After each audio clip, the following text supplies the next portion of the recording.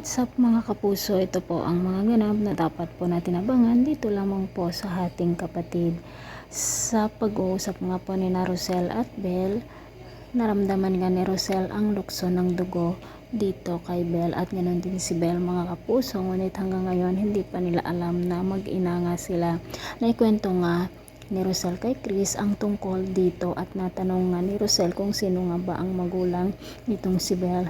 Ngunit hindi pa masabi-sabi nitong si Chris dahil sigurado malaking kaguluhan ang mangyayari kapag malaman ni Rosel ang katotohanan.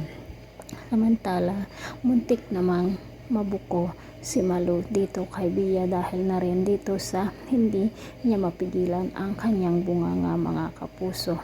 Dahil nga sa ginawa ni Tali na pagpapahiya sa social media dito kay Belle, lalong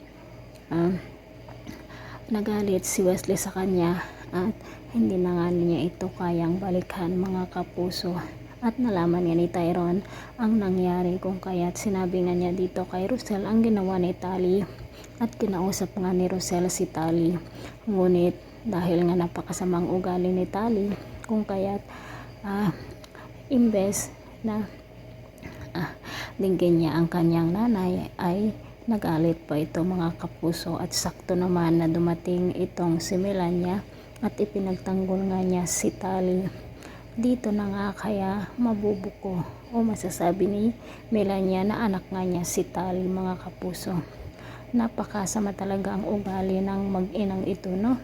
Sana nga malumaawa ka naman kay Rosel at sabihin mo na ang iyong sikreto para sa ganun nga ay maging panatag na ng loob ang lahat at malaman na nga ng mga tao na si Tali ay hindi niya tunay na ina nitong si Rosel para sa ganun ay magsisi siya sa kanyang mga ginagawa dito dahil napakabait ni Rosel samantalang napakasamang ugali nitong si Tali.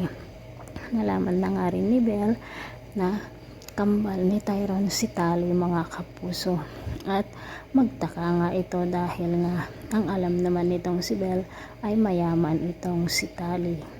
Mga kapuso, pakaabangan po natin ang susunod pang ganap dito lamang po sa ating kapatid. Maraming salamat, bye bye.